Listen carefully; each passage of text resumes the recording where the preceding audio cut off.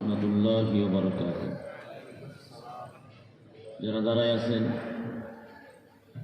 তারা যদি কষ্ট না হয় তো বসলে ভালো। মানে দাঁড়ানোর ভিতরে কষ্ট আর বসার ভিতরে আরাম। দাঁড়ায় থাকাটা একটা খারাপ দেখা যায়। মেহরবানি করে প্রত্যেকে বসে পড়ে। অনেকে তোমার যাওয়া শুরু করছে, দাঁড়ায় বসতে বলছি যাওয়া শুরু করছে। বা এই সামনের ভিতরে এদিক জায়গা আছে, এদিক ফাঁকা জায়গা আছে, ফাঁকা জায়গা দেখে দেখে জায়গা বন্ধ করে বসি। মেহরবানি করে বসে পড়ি। আলহামদুলিল্লাহ আলহামদুলিল্লাহি নাহমাদুহু ওয়া নাস্তাঈনুহু ওয়া নাস্তাগফিরুহু ওয়া নু'মিনু বিহি ওয়া নাতাওয়াক্কালু আলাইহি ওয়া না'উযু বিল্লাহি মিন শুরুরি আনফুসিনা ওয়া মিন সাইয়্যাতি আ'মালিনা। من يهده الله فلا مضل له ومن يضلل فلا هادي له ونشهد أن لا إله إلا الله وحده لا شريك له ونشهد أن سيدنا ومولانا محمدا عبده ورسوله. أما بعد فأعوذ بالله من الشيطان الرجيم. بسم الله الرحمن الرحيم. والعصر إن الإنسان لفي خسر إلا الذين آمنوا وعملوا الصالحات وتواصوا بالحق وتواصوا بالصبر. صدق الله العظيم. নামাজের মধ্যে আমরা যে দুরূদ শরীফ পড়ি, দুরূদ ইব্রাহিম, সকলেই দিল থেকে জবান দিয়ে একটু উচ্চ সুরে উচ্চ আওয়াজে পড়ি। আল্লাহুম্মা সাল্লি আলা মুহাম্মাদিন ওয়া আলা আলি মুহাম্মাদ কামা সাল্লাইতা আলা ইব্রাহিম ওয়া আলা আলি ইব্রাহিম ইন্নাকা হামিদুম মাজিদ. আল্লাহুম্মা বারিক আলা মুহাম্মাদিন ওয়া আলা আলি মুহাম্মাদ কামা বারাকতা আলা ইব্রাহিম ওয়া আলা আলি ইব্রাহিম ইন্নাকা হামিদুম মাজিদ. সুজুদ রহমতাল লিল আলামিন. মসজিদে ও শুদ হমারো ये ज़मीन बलगल हुदा बिकमालिही कशफत दुजा बिजमालिही हसनत जमीउ खिसालिही सल्लु अलैहि व आलिही. ला इलाहा इल्लल्लाह ला इलाहा इल्लल्लाह ला इलाहा इल्लल्लाह ला इलाहा इल्लल्लाह ला इलाहा इल्लल्लाह ला इलाहा इल्लल्लाह ला इलाहा इल्लल्लाह.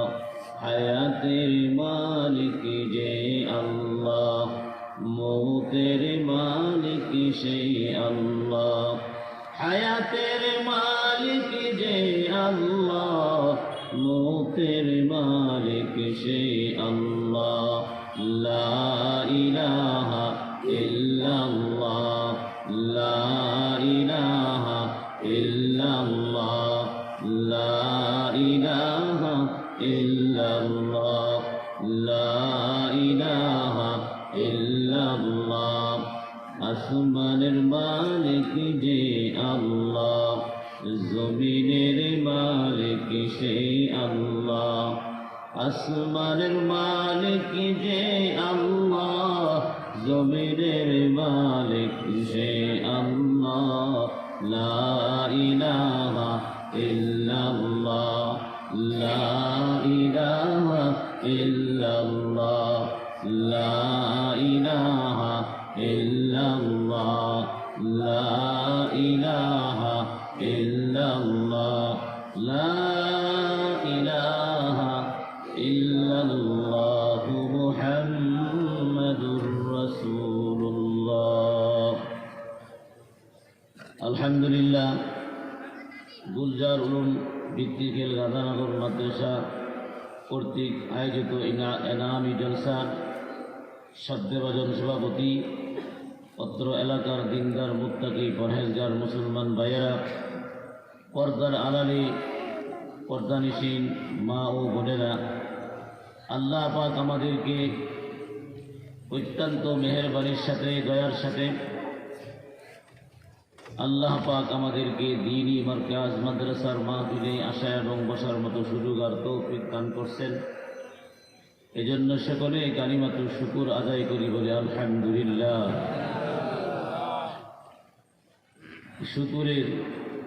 শুকুর আদায়ের যে আলহামদুলিল্লাহ বললাম, খুশি থাকার পরে এত আসতে মুসলমানদের আওয়াজ থেকে উঠা হওয়া দরকার। আবার বলি আলহামদুলিল্লাহ। আমি আপনাদের সামনে কুরআনুল কারীমের ভিতরে 114টা সূরা, এর ভিতরে ছোট একটা সূরা তেলাওয়াত করছি। আল্লাহ যদি সুযোগ দেয়, তৌফিক দান করে, এই সূরা নিয়ে কিছু আলোচনা করার নিয়ত রাখছি। আল্লাহ যেন বলনারা এবং শুননারা উভয়কে আমল করার তৌফিক দান করে। কারণ মাহফিলে আসার পরে যদি কোনো একটা আমল নিয়ে বাড়ি যেতে পারি আর আমল শুরু করি, তো আল্লাহ তাআলা এই মাহফিলটাকে সফল কাম করবে। আর শুনলাম আর চলে গেলাম, কোনো আমলই আমি করলাম না, তো আমি আইসেই আমার লাভ করি। এই জন্য মনোযোগ সহকারে কথাগুলো শোনা, দিলের কানে শোনা, অন্যর কাছে এই কথাগুলো প্রচারণ নিয়তে শোনা, যাতে দাওয়াতের কথা বলা হয়, দাওয়াতের কানে শোনা, যাতে করে আমি নিজেও আমল করতে পারি, যার কাছে বলবো সেও যেন আমল করতে পারে, এই নিয়তে শোনা। শুনবো যে ইনশাআল্লাহ। তো যতগুলো সূরা, 114টা সূরা নাজিল হয়েছে, এর ভিতরে কিছু প্রেক্ষাপট আছে। কোনো কারণ বিশেষ, কোনো প্রয়োজনে আয়াত নাজিল হলে যে কারণে নাজিল হয়, এই কারণটাকে বলা হয় শানে নুজুল। আমি যে সূরা আসর তেলাওয়াত করছি, এই সূরার হাফেজ কয়জন আছেন? একটু হাত তুলেন দেখি। এই সূরা জানেন কয়জনে? কয়জনও জানেন? মাশাআল্লাহ, প্রায় সবাই জানে। তো জানা জিনিস আলোচনা শুনলে বোঝা খুব সহজ, আর না জানা জিনিস আলোচনা শুনলে অনেক সময় লাগে বুঝতে। আপনারা তো সবাই এই সূরার হাফেজ, হাফেজ কিনা বলেন? জোরে আওয়াজ লাগায় বলেন। সবাই বলি আবার জোরে আলহামদুলিল্লাহ। মাশাআল্লাহ, আপনার আওয়াজ উঠে আছে, বাচ্চাদের আওয়াজের বেশি উঠছে। তো এই সূরা নাজিল হওয়ার একটা কারণ, আমাদের নবী সরকার দু আলম হযরত মুহাম্মদুর রাসূলুল্লাহ সাল্লাল্লাহু আলাইহি ওয়াসাল্লাম যখন ওনার বয়স 40 বছর হলেন, তো আল্লাহ তাআলা আমাদের নবীকে নবুয়ত দান করলেন, আর মানুষের কাছে কালিমার দাওয়াত দেওয়ার জন্য আদেশ করলেন। হুজুর সাল্লাল্লাহু আলাইহি ওয়াসাল্লাম কালিমার দাওয়াত দিতে শুরু করলেন। আবু বকর সিদ্দিক রাদিয়াল্লাহু তাআলা আনহু হুজুর সাল্লাল্লাহু আলাইহি ওয়াসাল্লামের সাহাবাই কেরামের ভিতরে সবচেয়ে প্রিয় সাহাবী রাসূলের ছিলেন। ওনার কাছে যায় বললেন, আবু বকর, ঈমানের কালিমা গ্রহণ করো, ইসলামের কালিমা গ্রহণ করো, আবু বকর সিদ্দিক রাদিয়াল্লাহু তাআলা আনহু বিনা দ্বিধায় বিনা কষ্টে কোনো কথাই বলে নাই। রাসূল দাওয়াত দিয়েছেন কালিমা গ্রহণ করতে, বলে বিনা দ্বিধায় উনি ইসলাম গ্রহণ করে ফেলছে। কারো কাছে কোনো জিজ্ঞাসা করে নাই, রাসূলকেও বলে নাই গ্রহণ করলে কি হবে। ইসলাম গ্রহণ করার পরে উনি জিজ্ঞাসা করলেন, আল্লাহর রাসূল, এখন আমার কাম কি? আমি তো আপনার দাওয়াত গ্রহণ করি, ইমানি কালিমা গ্রহণ করলাম, এখন আমার কি কাম? রাসূল বলে দিলেন, আবু বকর, আমি যে কাম নিয়ে দুনিয়াতে পীড়িত হয়েছি, আমার উম্মতও সেই কামই করবে। ওই বুঝতে আর বাকি নেই যে এই কালিমা নিয়ে ফেরি করতে হবে, এই কালিমা নিয়ে চলতে হবে। যে যে জিনিসের ফিরি করে মানুষ তারা ওই জিনিসে ডাকে। একজন বাদাম বিক্রি করে, বাদাম, তো দূর থেকে মানুষ বাদাম ডাকে, বাদামওয়ালাকে কি বলে, ওই বাদাম, বলে কি বাদাম না কি করে, বাদাম বিক্রি করে, তার সাথে বাদামের সাথে তার সম্পর্ক। আর একজনে দুধ বিক্রি করে, দুধ, তো দুধওয়ালাকে কি বলে, দুধ, সে কি দুধ নাকি, দুধ, দুধ ডাকা শুরু করেছে। কেন? তার সম্পর্ক বেশি দুধের সাথে। আর একজনে আইসক্রিম বিক্রি করে, আইসক্রিমওয়ালা আইসক্রিম বিক্রি করে, তো পিছন থেকে বাচ্চারা ডাকে, ও আইসক্রিম, বোঝা গেল ডাকে আইসক্রিম, তো কি আইসক্রিম বিক্রি করে। এই জন্য তারা আইসক্রিম ডাকলে সে মনে করে তারাই রাখতেছে।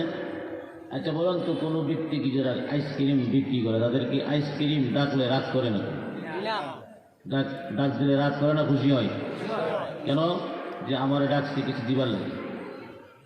তো এরকম যারা কালিমাওয়ালা, যারা কালিমা নিয়া ফেরি করে, যারা কালিমা নিয়া ঘুরে, তো তারাও তো কালিমাওয়ালা হই।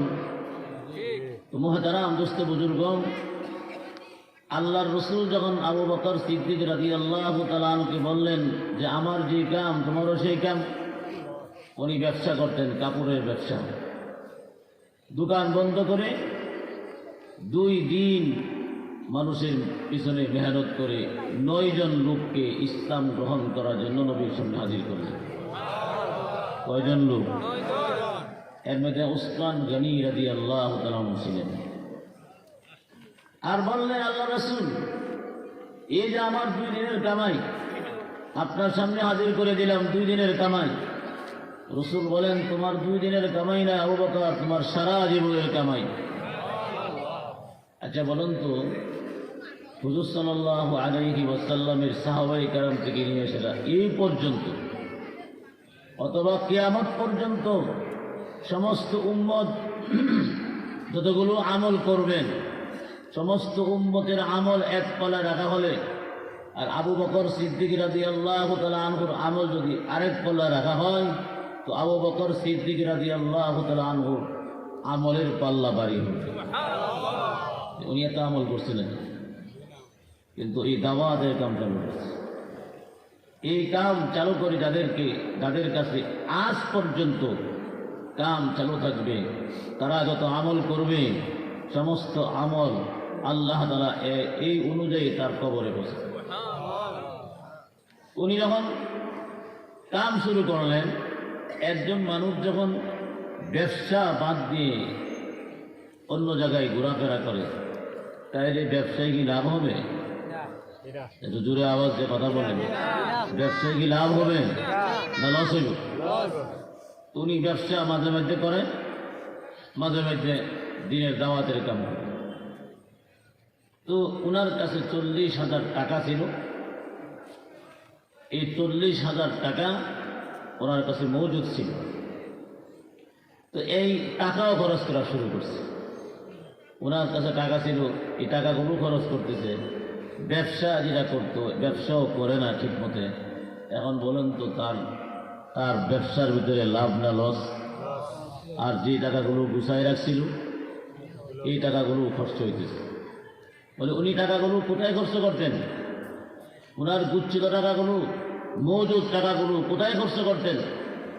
বলে আবু বকর সিদ্দিক রাদিয়াল্লাহু তাআলা আনহু বেশিরভাগ টাকা খরচ করছেন মজলুম সাহাবায়ে কেরামের পিছনে। মজলুম সাহাবায়ে কেরামদের পিছনে এই টাকাগুলো খরচ করতেন। এর ভিতরে যারা গোলাম ছিল, বলে নির্যাতিত গোলাম, তাদেরকে আজাদ করতেন। টাকা দিয়া ক্রয় করে কিনে কিনে এই গোলামদেরকে আজাদ করে ছেড়ে দিতেন, তারা যেন ইসলামের উপরে ভালো করে চলতে পারে। এর মধ্যে একজন সাহাবী ছিলেন হযরত বেলাল হাবশী রাদিয়াল্লাহু তাআলা আনহু। সবাই তার নাম জানেন তো? বেলাল হাবশী রাদিয়াল্লাহু তাআলা আনহুর নাম মুসলমানদের ভিতরে এমন পাওয়া যাবে না যে নাম শুনছে না। কিন্তু ওনার বাড়ি ছিল হাবশা, আর গোলামের ঘরে গোলাম ছিল। বলে ওনার ইতিহাসে পাওয়া যায় যে আব্রাহা বাদশাহ যখন আল্লাহ তাআলার ঘর কাবা ভাঙতে আসলেন, বড় জমিদারের মেয়ে, একজন বড় জমিদারের মেয়ে এই কাবা ঘর ভাঙ্গার দৃশ্য দেখার জন্য আসছিল। আর যখন পাখিরা ডাকে ডাকে তাদের উপরে পাথর নিক্ষেপ করতে শুরু করলেন, সব যখন ছুটাছুটি শুরু করলেন, আব্রাহা বাদশার লোকে যারা আসছিল এর লগে বড় জমিদারের মেয়ে আসছে, খুব সুন্দরী মেয়ে। তো ওই মেয়েও দৌড়তেছিলেন, মানুষ তাদেরকে আটকাইলেন। তখন সুন্দরী মেয়ে দেখা কার কাছে বিয়া দিবে, কার কাছে বিয়া দিবে, কার কাছে বিয়া দিবে, কার কাছে দিবে? এই মহিলাকে। মহিলা গেলাম দামি ঘরের মহিলা না বেদামি ঘরের মহিলা? দামি ঘরের মহিলা। তো যেহেতু কাবা ঘর ভাঙতে দেখার জন্য আসছিল, এই জন্য তারা মশওয়ারা করে উবাই বিন খালফের গোলাম ছিল। খালফের গোলাম ছিল রাবা ছিল খালফের গোলাম। তো তারা সকলে মিলে পরামর্শ করে বলে গোলামের সঙ্গে এক জমিদারের মেয়েকে বিবাহ দিলেন। তাহলে বেলাল রাদিয়াল্লাহু তাআলা আনহুর মা কি গোলামের ঘরে ছিল না জমিদারের মেয়ে ছিল? এই কাম করতে আসার কারণে হযরত বেলাল হাবশী রাদিয়াল্লাহু তাআলা আনহুর মা খুব সুন্দরী মহিলা ছিলেন, ইয়ামানের বাসিন্দা ছিলেন। কিন্তু রাবা আর বাড়ি ছিল হাবশা, ওই গোলামের সাথে বিবাহ দিছে। তো গোলাম তো রাবা কি ছিলেন? গোলাম। বিবাহ দেওয়ার পরে তাদের সন্তান হলেন হযরত বেলাল হাবশী রাদিয়াল্লাহু তাআলা আনহু। বলে রাবা ছিলেন উমাইয়ার গোলাম, উমাইয়া বিন খালফের গোলাম ছিল। বলে রাবা মারা যাওয়ার পরে হযরত বেলাল হাবশী আবার তার গোলামই হয়ে গেলেন। তো হযরত বেলাল কি গোলামের ঘরে গোলাম কিনা? আসলে কি তার মা গোলামের ঘরে ছিলেন? তার মা ছিল উচ্চ বংশের মহিলা, একজন জমিদারের মেয়ে ছিল। কিন্তু এখানে এসে কাছে বেড়ে গেছে এক ধরনের হাস্যকর কথা যে জমিদারের মেয়ে আসছিল কাবা ঘর কেমন ভাঙ্গে দেখতে, কিন্তু আসার পরে তো কাজে লাগা গেল, গোলামের কাছে বিবাহ হইতে হইল। যাই হোক, বেলাল হাবশী রাদিয়াল্লাহু তাআলা ওই মহিলার ঘরে সন্তান বেলাল ইবনে রাবা। বলে উনি যখন শুনতে পারলেন যে মুক্কাতুল মুকাররমাতে নতুন নবীর আবির্ভাব, রাত্রির অন্ধকারে আয়েশা নবীজির সামনে হাজির হয়ে কালিমা পড়ে চলে গেছে। তো এখন মুসলমান কিনা? এরা যখন উমাইয়া বিন খালফ জানতে পারল যে হযরত বেলাল হাবশী রাদিয়াল্লাহু তাআলা আনহু গোপনে ইসলাম গ্রহণ করছে, তখন তার শরীরে তেলে বেগুনে আগুন জ্বলছে। বলে এতই রাগান্বিত হয়েছে, জিজ্ঞাসা করল, হয় বেলাল, তুমি কি মুহাম্মদ সাল্লাল্লাহু আলাইহি সাল্লামকে ভালোবাসো? বলে হ্যাঁ। তো তার মনিব বলতেছেন, আজ থেকে তোমাকে নিষেধ করলাম, কখনো কোনো সময় রাত্রে হোক আর দিনে হোক তুমি মুহাম্মদ সাল্লাল্লাহু আলাইহি সাল্লামের সাথে দেখা করতে পারবে না। হযরত বেলাল হাবশী রাদিয়াল্লাহু তাআলা বলেন, মনিব, আমি আপনার কাজে কোনো ফাঁকি দেই নাই, আমি আপনার কাজে কমতি করি নাই, আর কমতি করব না, ফাঁকি দিব না। কিন্তু আপনি আমাকে এইভাবে আমার নবীর সাক্ষাৎ থেকে নিষেধ করেন না। কলিজায় যারা ঢুকাইছি, দিলের ভিতরে যাকে ঢুকাইছি, তারে না দেখলে আমার মন শান্তি পাবে না, কাজে আপনারা নিষেধ করেন না। উমাইয়া বিন খালদ জুড়ে জুড়ে জুড়ে আওয়াজ দিয়ে বললেন, সাবধান করে দিলাম, যদি কোনোদিন মুহাম্মদ সাল্লাল্লাহু আলাইহি সাল্লামকে দেখতে যাস তাহলে তোর চামড়া এমনি আস্তে আস্তে উঠতে শুরু করবে। এখন মোহাব্বত যারে করছে সে কি ছোটোখাটো মানুষ নাকি?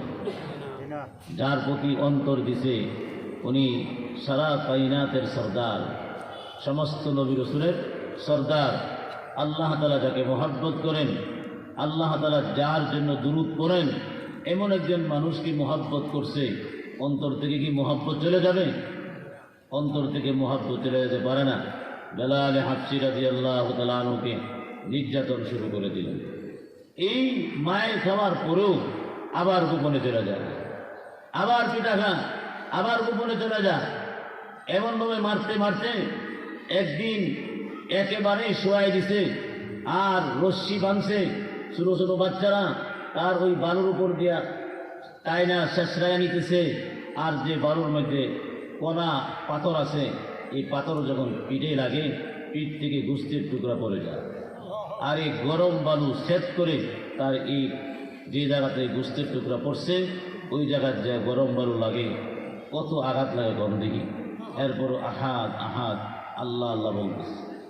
আরেকদিন করছে কি, গাছের মধ্যে বাঁধছে, বাইন্দা পারাক্রমে 4 জন তারে পিটাইছে, চাবুক দিয়া পিটাইছে। যারা মারছে তারা হাঁপায়ে গেছে, আর যারে মারতেছে, এখন বলেন তো যারে মারে সে কেমন? একের পর এক একের পর এক বলে 4 জন একের পর এক মারতে মারতে নিজেরা হাঁপায়ে গেছে। বেলাল রাদিয়াল্লাহু এত পিটেছে, এত মারছে। এই যে একজন মাজলুম সাহাবী, ওনাকে কি করা দরকার? আরেকদিন তারে মাইরা শোয়ায়া বুকের মধ্যে বড় একটা পাথর দিয়া চাপ দিলেন। কি দিলেন? বড় একটা পাথর দিয়া চাপ দিলেন। এই চাপ দেওয়ার কারণে এত ভারী ছিল পাথরটা যে পাথর দিয়া চাপ দেওয়ার কারণে জিহ্বাটা মুখ থেকে বেরিয়ে গেছে। এরপর আহাদ আহাদ বলতেছে, জিহ্বা বেরিয়ে গেছে। মুসলমান, জিহ্বা যখন বের হয়ে গেল, উমাইয়া বিন খালদ বেয়াদবের বেয়াদব, যে জিহ্বা দিয়ে আল্লাহ ডাকে, এই জিহ্বাটাকে টান দিয়া দইরা জিহ্বার মাঝখান দিয়ে একটা 1.5 হাত লম্বা প্যারাক ঢুকাই দিল। একটা 1.5 হাত লম্বা প্যারাক যখন ঢুকাই দিল, আর উমাইয়া বিন খালদ বলেন, এখন তো আল্লাহরে ডাক, কিন্তু হযরত বেলাল আল্লাহকে ডাকতেছে, জিহ্বা তো বাইরে হয়ে গেছে। জিহ্বার নিচ দিয়া প্যারাগের আগা দেয়া যে জমিনের মধ্যে রক্তগুলো ঝরে, প্রতিটা ফুটা জমিনে পড়তে দেরি হয়, আল্লাহ বের হতে দেরি হয় না। প্রতিটা ফুটার ভিতর থেকে আল্লাহ আল্লাহ শব্দ বের হইতেছে। তার জিহ্বা থেকে প্যারাক বের করে দেওয়া হলো, জিহ্বা থেকে প্যারাক বের করে দেওয়া হলো। প্যারাক বের করে দেওয়ার আগে বলে, বলো তুমি তোমার মাওলারে ডাকতো থাকো দেখি। উমাইয়া বিন খালদ যখন কানটা মুখের মধ্যে নিল, ভিতর থেকে আল্লাহ আল্লাহ শব্দ বের হলো। জিহ্বা থেকে চেরাগ বলে, জিহ্বার মাঝখান থেকে প্যারাক যখন উঠাইল, বলতেছে, হে বেলাল, এত মারলাম, জিহ্বা ছিদ্র করে দিলাম, তারপরে তুমি আল্লাহ আল্লাহ বলো? কেরে লা তুজ্জা বলা যায় না? লা তুজ্জা তোমার জবান দিয়ে বের হয় না। লা তুজ্জা যদি বলো তো তোমাকে মার দেওয়া হবে না, তোমার সসম্মানে রাখা হবে। বেলাল হাবশী রাদিয়াল্লাহু তাআলা আনহু বলেন, হে আমার মুরিদ উমাইয়া বিন খালদ, যতদিন জিহ্বা ভালো থাকবে, আমি যে কদিন বাঁচব, আমার জিহ্বার ভিতর থেকে ইল্লাল্লাহ আল্লাহ শব্দ বের হবে। যে কদিন জিহ্বা ভালো থাকবে, এই কদিন আল্লাহর নামে জপবে, আমার জিহ্বা খালি থাকবে না।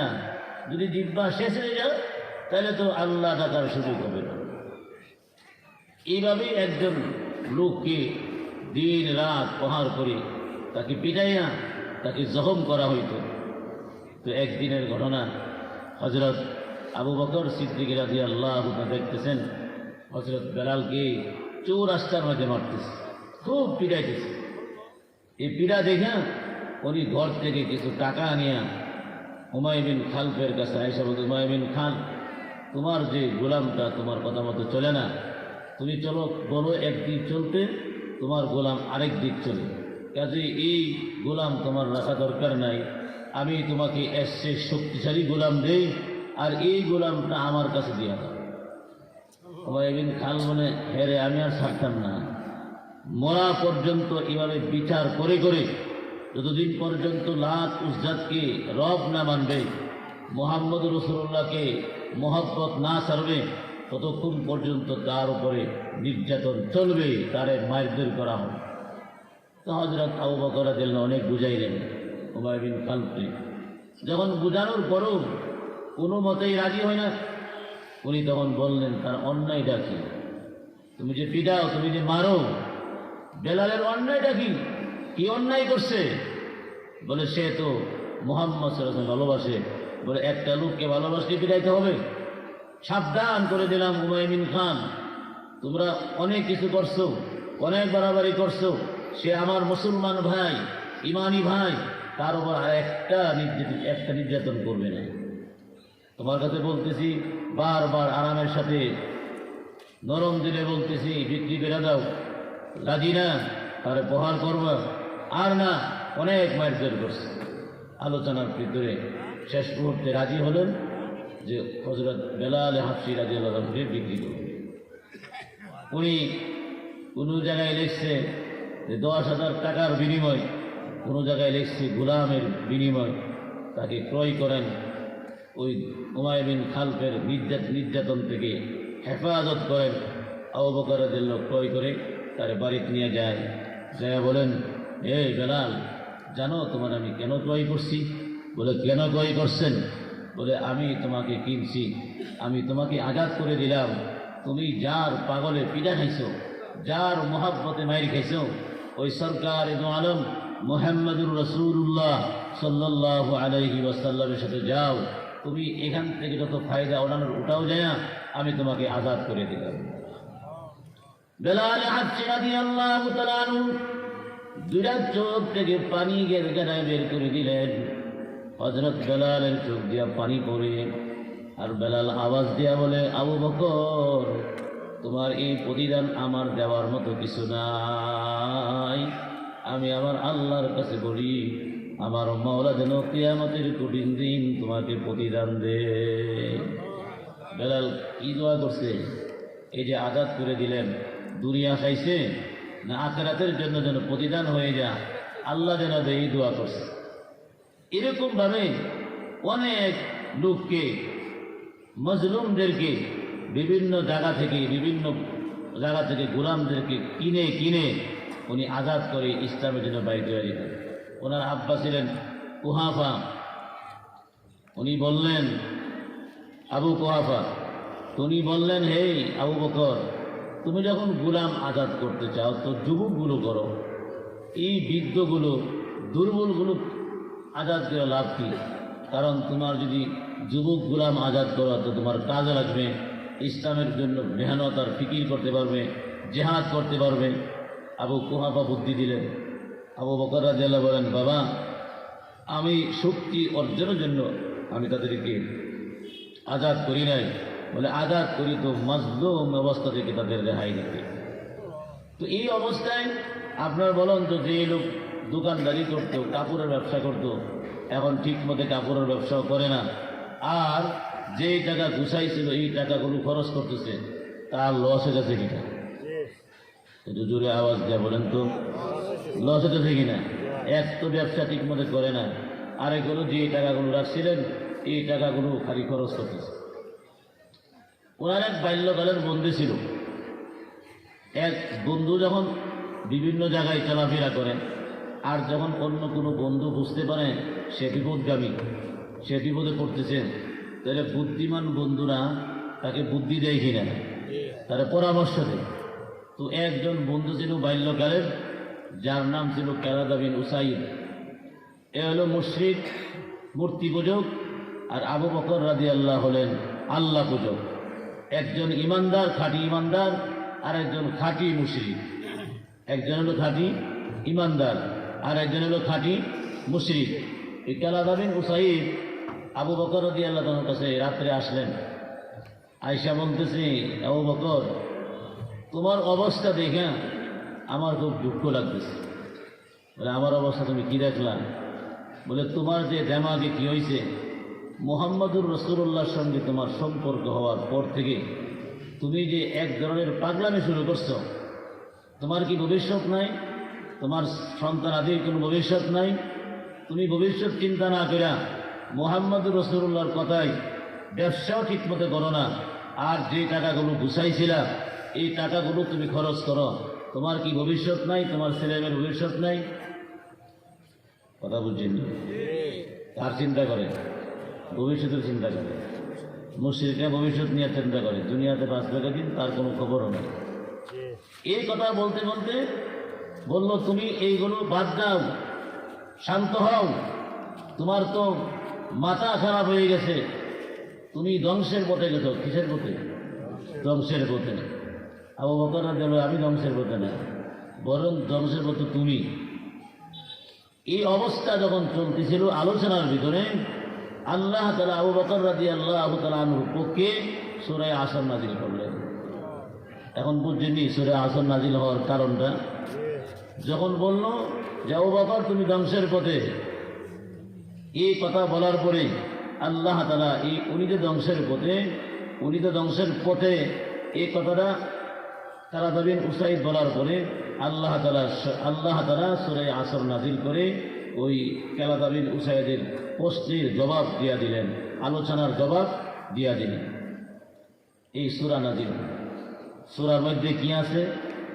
ওয়াল আসরি ইন্নাল ইনসানা লাফি খুস। ওয়াল আসর ওয়া কসমিয়া, কসম, মানুষ যে কসম খায় ওয়াও দিয়া কসম বুঝে। আর আসরের কয়েকটা অর্থ, এর মধ্যে বেশিরভাগ মুফাসসিরিনে কেরাম বলছেন আসর অর্থ সময়, কাল। আসর অর্থ কি? সময় অথবা কাল। তো ওয়াল আসর অর্থ আল্লাহ তাআলা সময়ের কসম গায়া বলতেছে। কিসের কসম গাইছে? সময়ের কসম গায়। ওয়াল আসরি ইন্নাল ইনসানা লাফি খুস। আল্লাহ রাব্বুল আলামিন বলেন, সময়ের কসম গায়া বলতেছি, সমস্ত মানুষ ধ্বংসের পথে। কালাদা বিন উসাইদ বলেন আবু বকর ধ্বংসের পথে, আর আল্লাহ তাআলা সময়ের কসম গায়া বলেন সব মানুষ ধ্বংসের পথে। তাহলে বোঝা গেল আমরা ধ্বংসের পথে। কথা না? আমরা ধ্বংসের পথে কিনা?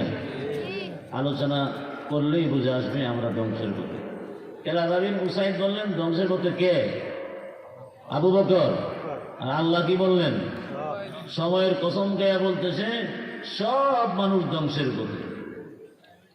এই ধ্বংসের পথে কেমনে, জিনিসটা অল্পতেই বুঝে আসবে মনোযোগ দিয়ে শুনলে। মনোযোগ দিয়ে শুনতেছেন তো? না অন্যদের কোনো মন্টন আছে? মনোযোগ সহকারে শুনে। আপনাদের যেহেতু বাজার এলাকাতে অনেক ব্যবসায়ী বসতে পারেন, একটু হাত তুলেন তো, কে কে ব্যবসা করেন? একটু হাত তুলেন। ব্যবসা কে কে করেন? ব্যবসায়িক মানুষ দেখতে চাই। আসলে অনেক লোকই আছে ব্যবসা করে।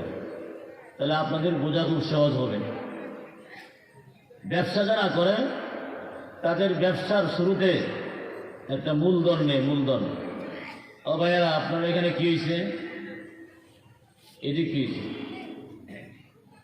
লা ইলাহা ইল্লাল্লাহ, লা ইলাহা ইল্লাল্লাহ, লা ইলাহা ইল্লাল্লাহ।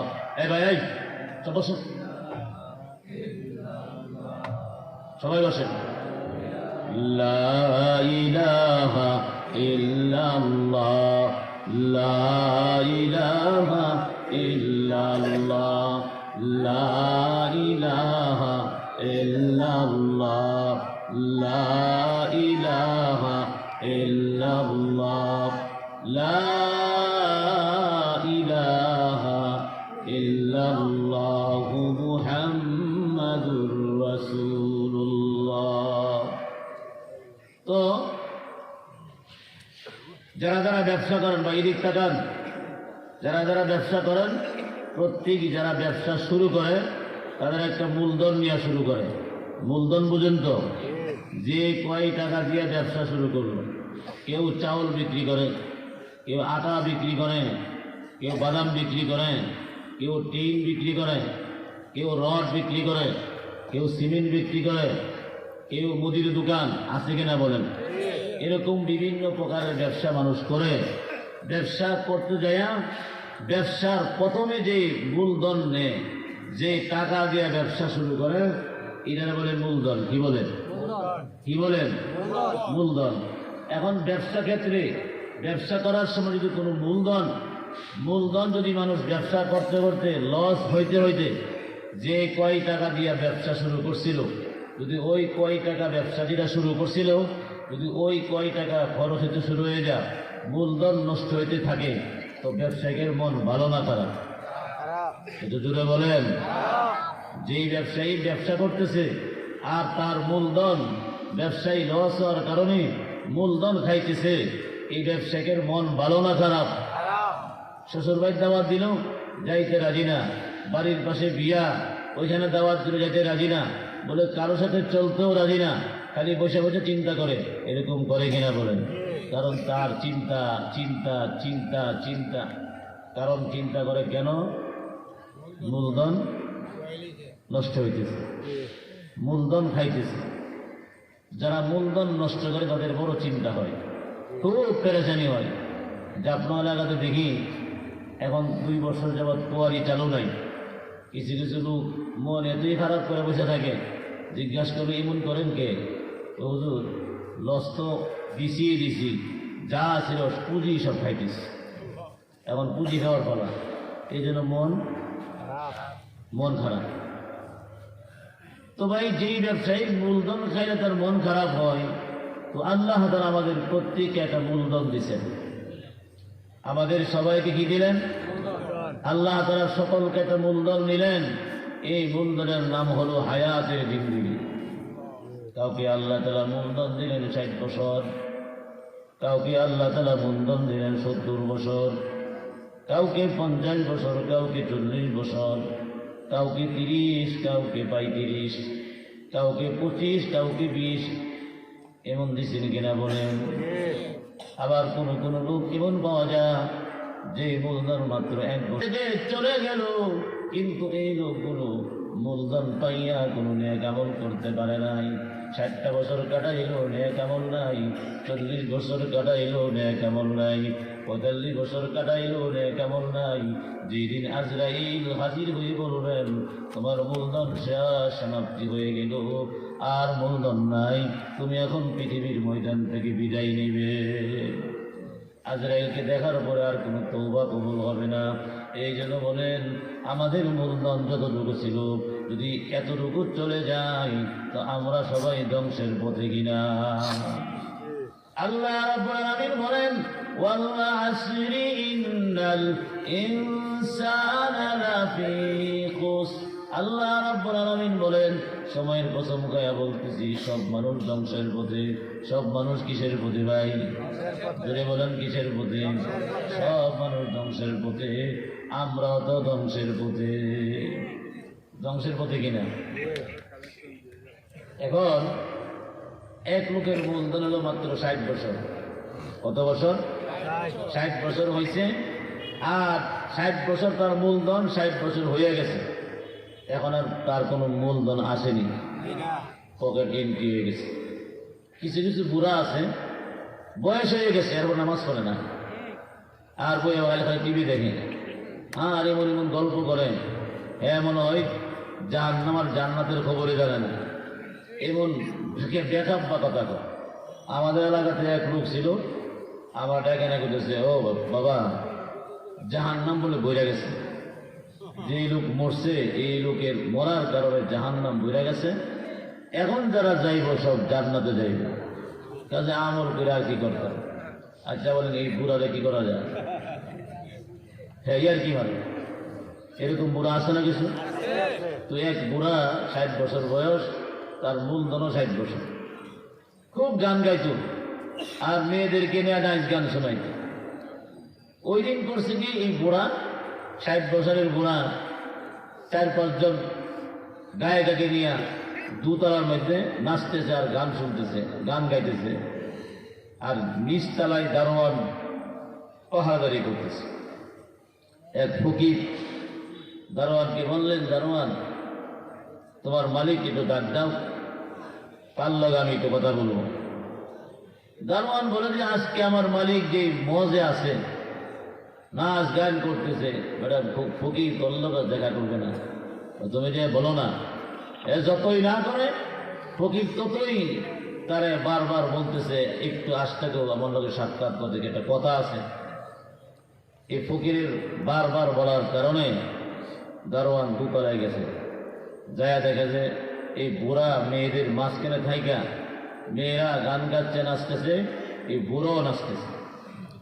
এখন বুড়া যখন দেখলো যে দারোয়ান গিয়া উপরে উঠছে, বুড়ার মাথা কাছে গরম হইয়া বলতেছে, ব্যাপারটা কি, তুই উপরে উঠলে কেন?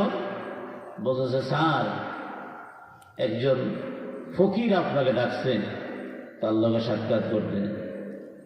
এখন দারোয়ানকে এমন ধমক দিল, এই বেটা তুই বুঝলে না আমি কি অবস্থায় আছি? ফকির ডাকে, ফকিরের ডাকে কি আমার সাড়া দিতে হবে? জলদি করে তারাই রে। বলে না যা, তাহলে লাঠি দিয়া পিটা কর, লাঠি দিয়া পিটাইয়া তারাতে।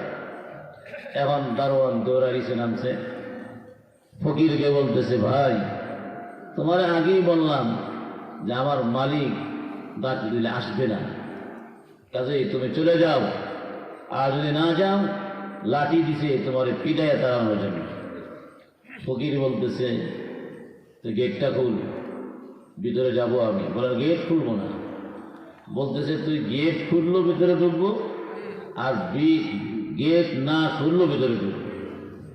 আচ্ছা এখন বলুন তো এটা কোন ধরনের কথা? গেট খুললেও ভিতরে যাবে, গেট না খুললেও যাবে, তাই কি জিনিসটা কি ভয়ঙ্কর না? এই আওয়াজ শোনার পরে দারোয়ান গেট রাইখেই হতভম্ব হয়ে বসে গেছে, মুখ দেওয়ার পত বাইরে। এটা কি মানুষ, গেট খুললেও যাবে, গেট না খুললেও যাবে, এটা দিলে কি আইল? এখন এদিক দিয়া দরজা খোলা রাখে, ওই গেট খোলা রাখে বসে গেছে, আর এই ফকির উপরে উঠছে। যখন ফকিরকে দেখছে, ওই জালেম 60 বছরের বুড়া মানুষের জমিন জবরদখল করে নিছে, মানুষের সম্পদ জবরদখল করছে, মানুষের সঙ্গে খারাপ ব্যবহার করছে, আর দুনিয়াতে গুনার কোনো রাস্তা বাকি রাখে নাই, এগুলো করছে। তো ওই জালেম নাচতেছে, দেখে নাচার ভিতরে ফকির গিয়ে উঠছে। এখন বলুন তো ফকিরকে কি করব? এমন রাগ করছে ফকিরের উপরে, তোদের কোনো আন্তাজ নাই, তোরা ভিক্ষা করে চলস, যেন বলে এনে চিলা যাস, না করলাম দারোয়ান দেহর ভিতরে আসলে। ফকির বলে, তোর এই চিলাচিলি শুনতে আসি নাই, তুই আমার একটা কথা শুন। বলে, তোর কথা শুনবো না। বারবার বলে, কথা শুন। বলে, না শুনবো না। এমনি যে কানে ধরছে, কানে ধরার পরে বলতেছে, কানটা আমার মুখে যাস না, আমি কি বলি শুন। যখন কান মুখে দিছে, ফকির বলতেছে, আমার তুই চিনস নি? বলে, না তোমার চিনি না। বলে, আমি মালাকুল মউত আজরাইল। আচ্ছা এখন বলুন তো এই জালেমের শক্তি কতটুকু আছে? আছে কোনো শক্তি?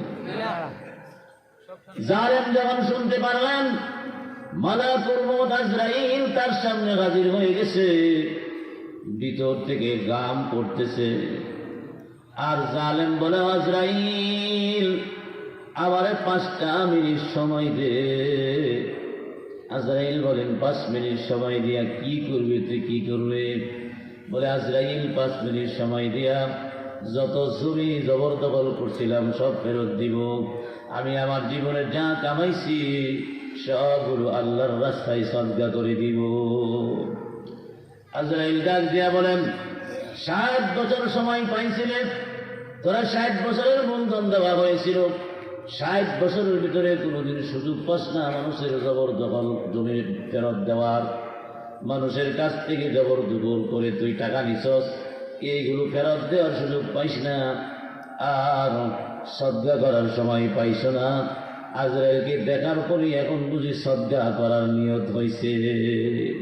হে জালেম, একটা সেকেন্ডের সময় তোরে দেওয়া হবে না, তোর যতটুকু সময় ছিল মূলধন সব শেষ হয়ে গেছে, আর সেকেন্ডের সময় নাই, সঙ্গে সঙ্গে জালেম কি সময় রুহটা বাইর করে নিয়ে গেল। এক বুজুর্গ বলতেছেন, আমার সবচেয়ে বড় আফসোস হলো যে লোকটা তো বড় ডাপরে চলাফেরা করতো, ওই লোকটাকে দেয়া দেখি তার বাড়ির সামনে শোয়া রাখছে, তার বাড়ির সামনে শোয়া রাখছে। হাত আর চলে না, পাওয়ার চলে না, জিহ্বার চলে না, তার সমস্ত অঙ্গ প্রত্যঙ্গগুলো নীরব নিস্তব্ধ হয়ে গেছেন। তখন আমার মায়া লাগছিল, এরে জালেম, কত মানুষের উপরে তোর চাপ্পর মারছো, কত মানুষকে ধমক দিয়ে চলছো, আজকে তোমার পুরা দেহটা কেন এরকম নিস্তব্ধ হয়ে গেল? জবরদখল কইরা হাতটা খালি, দুই হাতের মুষ্টি বড়াই খালি হয়ে গেলেন, দুনো হাত এরকম পাকা হয়ে গেল। ওই বুজুর্গ বলতেছেন, রে জানেন 60 বছর কি কামাইছো, তোমার হাতটা দিয়ে ফাটা পড়ে গেছে, দুই হাত পাকা রাখছো, তোমার তো কোনো কথা বলার শক্তি নাই, তোমার তো চলার কোনো শক্তি নাই, তুমি কি কামাইছো? বলেন তো এই জালেমের জিন্দগি নষ্ট কিনা? কথা কনা বলে ওই ব্যক্তির জীবনটা নষ্ট কিনা? তার পুরা ধন যা ছিল, মূলধন যা ছিল, সব নষ্ট হয়ে গেল, কিন্তু জালেম নেক কাম করার সুযোগ পাই নাই। যে লোক নেক কাম করার সুযোগ পাই না, এই দুনিয়ার হায়াতের জিন্দগি এত দামি, এত দামি। একজন মানুষ যখন জবান দিয়ে সুবহানাল্লাহ বের করে দেয়, আল্লাহ রাব্বুল আলামিন সুবহানাল্লাহর একটা চারাকে জান্নাতের মাটির মধ্যে লাগাই দেয়। এত বড় হয়, এত বড় হয়, এত বড় গাছ হয়, একটা তেজস্বী গোড়া 500 বছর দৌড়াবে, তারপরও তার ছায়া শেষ হবে না। কি বলেন? তো আমরা যারা আছি, বলেন তো আমরা ধ্বংসের পথে কিনা? কথা কম কি ভাই, আমরা ধ্বংসের পথে কিনা? ধ্বংসের হাত থেকে বাঁচতে রাজি আছি। আল্লাহ তাআলা ধ্বংসের হাত থেকে বাঁচার জন্য চারটা গুণ বয়ান করছে। যারা 60 বছরের ভিতরে, 70 বছরের ভিতরে, 50 বছরের ভিতরে, 40-এর ভিতরে এই গুণগুলো হাসিল করতে পারবে, আল্লাহ বলেন তারা ধ্বংস হবে। তো আমরা কি এই গুণগুলো হাসিল করতে পারবো? আল্লাহ রাব্বুল আলামিন বলেন, ওয়াল আসরি ইন্নাল ইনসানা লাফি খুসর। আল্লাহ বলেন, সময়ের কসম গায়া বলতেছি, সকল মানুষ ধ্বংসের পথে, কিন্তু ইল্লাল্লাযীনা আমানু, যারা ঈমান আনবে তারা ধ্বংস হবে না। যারা ঈমান আনবে তারা কি হবে না? জোরে বলেন, যারা ঈমান আনবে তারা কি হবে না? ঈমান কোন জিনিস? আল্লাহ থেকে হওয়ার ইকিন দিলে ফিট করা, মাখলুক থেকে হওয়ার ইকিন দিল থেকে বাইর করা। সব কিছু করার মালিক কে? বাঁচানোর মালিক কে? হেফাজত করার মালিক কে? সব কিছু করার মালিক আল্লাহ। এই কথাটা দিনের মধ্যে ফিট করা। এক লোক সাগরের পারে একটা গাছে উঠছে, এখন ডালের মধ্যে লটকে আছে, দেখতেছে, ওই অবস্থা দেখতেছে নদীর মধ্যে এক কুমির এরকম হা করে আছে, শুকনা জায়গায় একটা বাঘ বসে আছে, আর একটা কুয়ার ভিতরে অজগর এরকম হা করে আছে। এখন এই গাছের ডালের জোরে লটকে আছে, পানি পড়লে আর কুয়ার পড়লে, আর যদি শুকনাই পড়ে, এই অবস্থায় কি করবে? তো গাছে ঝুলে আছে, বলে আল্লাহ বাঁচাও। কে বাঁচাইব? তো আসমান থেকে আওয়াজ হলো, তুমি গাছের ডাল ছেড়ে দাও। এখন বলে ডাল ছাড়া তো পড়েই যাব। এরপর আল্লাহ বাঁচাও, বলে গাছের ডাল ছেড়ে দে। আর এই ডাল তো পড়ে যাবো। আচ্ছা, ওখান থেকে আওয়াজ হয় ডাল ছাড়, আর কি বলে? আমরা কি বলি? আমরা কি বলবো? এই যে ইকিন দেখেন, ইকিন আবার বলে আল্লাহ বাঁচাও, আওয়াজ হয় কাছে ডাল ছেড়ে দে, বলে ডাল ছাড়া তো পড়ে যাও। আবার গো আল্লাহ বাঁচাও, আওয়াজ হয় গাছের ডাল ছেড়ে দে। দুনিয়ার মানুষ আল্লাহ বাঁচাও কয়া কয়া আবার জমিনের জন্য দুনিয়ার মোহাব্বত দিল থেকে বাইর করতে পারে না, আল্লাহর প্রতি ইয়াকিন করতে পারে না, আল্লাহর প্রতি মোহাব্বত রাখতে পারে না। আবার ডাক দিলেন আল্লাহ বাঁচাও, আওয়াজ হলো গাছের ডাল ছেড়ে দে। মনে মনে চিন্তা করেন, ডাল ছাড়লেও তো পড়বো, না ছাড়লেও পড়বো। যেভাবে গাছের ডাল বাঁধতেছে, আমি যদি ডাল না ছাড়ি তাও তো পড়বো, ডাল ছাড়লে তো পড়বো। যখন আওয়াজ হচ্ছে ডাল ছেড়ে দাও, তাহলে আমি গাছের ডালটা ছেড়ে দেই। আবার আওয়াজ লাগায় আল্লাহ বাঁচাও, আওয়াজ হলো গাছের ডাল ছেড়ে দে। আর এমনি লোকটা গাছের ডাল ছেড়ে দিলেন, আল্লাহ তারা একটা বাতাস পাঠাই দিয়া তাকে এক ধাক্কা দিয়া পাহাড়ের মধ্যে উঠাই দিলেন। এখানে সাপ থেকে বাঁচাইলেন, কুমির থেকে বাঁচাইলেন, বাঘ থেকে বাঁচাইলেন, কে বাঁচাইলেন? বলেন ইয়কিন তো করা যায় না, আমার মাওলা যে বাঁচায় ইয়কিন তো করা যায় না। এই জন্য ইমানে এক জিনিস, সব কিছু করার মালিক কে? এক বড় ব্যবসায়ী বিভিন্ন লোকে গল্প মারতেছে যে আমি সব কিছু পারি, বলে আমার বুদ্ধির কারণে আমার ব্যবসায়ী লাভ। কিন্তু আল্লাহ যে তারা লাভ দেয় এটা কি করে না, ইয়কিন করে না। দিদি এখন ভয়ে বলে হ্যাঁ হ্যাঁ তোমার ব্রেনই ভালো, এর লেগে ব্যবসা করতে পারো। আর যদি তেরামি করে উল্টা পাল্টা কর তো পিঠের মধ্যে পিঠা করবো। এই জন্য বিবি ভয়ে গেছে তুমি পারো। বড় ব্যবসায়ী ব্যবসা করে আর বড় বড় কথা কয় আমার ব্যবসায় লাভ, আমার ব্রেন ভালো, এই কয়েকে আবার ব্যবসা করতে গেছে। এবার ব্যবসা করতে যায় ব্যবসায় এমন লাভ হয়েছে, ডবল লাভ হয়েছে। খুশি না বেজার? কি বলেন, খুশি না বেজার? তার অনেক টাকা লাভ হয়েছে। এই লাভ অংশ নিয়ে বাড়ির দিকে ফিরতেছে। এবার অনেক খুশি, ডবল লাভ হয়ে গেল, এখন খুব খুশি। রাস্তা দিয়ে আসতেছে লাভের সম্পত্তি নিয়ে, বলে যে দিক দিয়ে আসতেছে এখানে একটা টিলা জায়গা আছে, টিলার নিচ দিয়া রাস্তা, তো টিলা জায়গা দিয়ে আসতেছে। হঠাৎ করে যে টিলার কাছে আসতেই ডাকাতে দলকারে ধরছে, যেটা বলে এই মাল দিয়া দে। বলে মাল কি তোর লেগে কামাইছি? বলে কার লেগে কামাইছ? আমার লেগে কামাইছি। বলে আমার করিস না, মাল দিয়া দে। বেশি কথা বললে অসুবিধা হবে। কি অসুবিধা হবে? আর এমনি দইয়া হাত বাজাইছে। কি বানছে? পা বানছে। এখন পা বানলে হাত ধরবো না, হাত বান্ধা, হাত দিয়ে পা খুলবো কেমনে? হাত পাও বান্ধা ওই যে টিলা জায়গার চোরা এক জায়গা একটু আছে, উঁচা জায়গা, এখানে নিয়ে শোয়াই দিছে। হাতও বান্ধা, পাও কি? এখন কি করবো?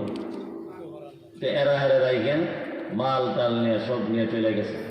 এখন ওই লোক টিলা জায়গার উঁচু জায়গাতে থাইকা হাত যেহেতু বান্ধা, পা বান্ধা, খুলতে পারে না, তাকে আমারে বাঁচাও, আমারে বাঁচাও, আমারে বাঁচাও। এই ডাক কেউ শুনে না। একদিন ডাকলেন, বলেন তো সারাদিন ডাকার পরে মুখে আর পানি আসেনি? আওয়াজ বাড়বে না কমবে? আওয়াজ কমবে। একদিন পার হয়ে গেল, সে আওয়াজ লাগাইল, কেউ তো ডাকে সারা দেয় নাই। দ্বিতীয় নম্বর দিন এ ডাকতে শুরু করলো, ডাকতে ডাকতে সন্ধ্যা পর্যন্ত ডাকলো, কিন্তু এখন আর আওয়াজ উঁচা হয় না। হাতের বাঁধনও খুলতে পারে না, পায়ের বাঁধনও খুলতে পারে না। দুর্বল হয়ে গেল শরীর, খানা দানা কিছু নাই। আর রোদ্রের মধ্যে এত কষ্ট করতেছেন, কিছু করার মতো নাই। লোকটা চোখের পানি দিয়ে কান্দে আর পানিগুলো সারে, কিন্তু এখন চোখের থেকে পানিও পড়ে না, রক্ত ঝরা শুরু হয়ে গেছে। 2 নম্বর দিন পার হয়ে গেল, 3 নম্বর দিন শুরু হলো। এখন আর আওয়াজ নাই, আস্তে আস্তে ডাকে, কেউ আসরে, কেউ আসরে, কে তারে আর ডাক শুনবে? এরকম করে 3 নম্বর দিন পার হয়ে গেল। 4 নম্বর দিন শুরু হলো। শরীরে দুর্বলতা এত বাড়লো যে এখন একটা দিক থেকে আরেক দিক গড়ি দিতে পারে না। ডিম দিয়া ঘোরা এরকম পারতেছে, এরকম লম্বা সাপ হয়ে শুয়ে রয়েছে। ও ভাইরা, আল্লাহকে একটা বার ডাক দেয় না, খালি মানুষকে ডাকে, আর কেমনে বাঁচবে চিন্তা করে। লোকটা এরকম 4 নম্বর দিন পার হয়ে গেল, 5 নম্বর দিন পার হয়ে গেল, 6 নম্বর দিন সকালবেলা মনে মনে ভাবতেছেন। পরে উলামায়ে কেরাম বলছেন, যত বড় বিপদই পড়ো না কেন, যদি ওই বিপদে পড়ে আল্লাহ, মাওলাকে আল্লাহ বলে ডাক দেওয়া যায়, বলে আল্লাহ ডাক দেওয়ার সঙ্গে সঙ্গে আল্লাহ বান্দার বিপদ থেকে উদ্ধার করবে। লোকটা মনে মনে ভাবতেছেন, অনেক উলামায়ে কেরাম তো বলছে আল্লাহ ডাকলে আল্লাহ সব কাজের সমাধান করবেন। এখন আস্তে আস্তে আল্লাহকে ডাকা শুরু করছেন, ও আল্লাহ, আমার এই বিপদ থেকে তুমি ছাড়া কেউ নাই উদ্ধার করার। এমন কারে ডাক দিলেন? যদি বলেন কারে ডাক দিলেন? দয়াল মাওলাকে ডাক দিলেন। আল্লাহ, তুমি ছাড়া বাঁচানোর কেউ নাই। যখন চোখের পানি ছেড়ে ছেড়ে মাওলাকে ডাকলেন, কিছুক্ষণ পর তাকাই দেখেন একটা কাক রুটি জঙ্গলে করে নিয়ে আইসা ওই লোকের বুকের মধ্যে বসে গেছে। রুটি নিয়ে কাকটা তার বুকের মধ্যে বসে গেলেন, আর ওই বুকের মধ্যে রুটি আইসা টুকরায় টুকরায় ছোট্ট ছোট্ট টুকরা করে লোকটার মুখে দেওয়া শুরু করলেন। কিন্তু লোকটার মুখের মধ্যে পানি নাই, শুকনা রুটি আর খাওয়াইতে পারে না। মনে মনে ভাবলেন, যদি একটু পানি হইতো ওই শুকনা রুটিটা খাইতে পারতাম। কিছুক্ষণ পর তাকাই দেখি আরেকটা কাক ছোট্ট একটা কৌটার মধ্যে পানি নিয়ে ওই লোকের মুখের মধ্যে দেয়, আরেক কাক মুখের মধ্যে রুটির টুকরা দেয়, আর এই আরেকটা কাক তার মুখের মধ্যে পানির ফোঁটা দেয়। পানি পাইয়া রুটি খাইয়া পেট ভরে গেলেন। লোকটা এমন খুশি হলেন, মাওলাকে সারা জীবন ডাকি নাই, আজকে একটা ডাক দিতেই মাওলা রুটি পাঠাইল।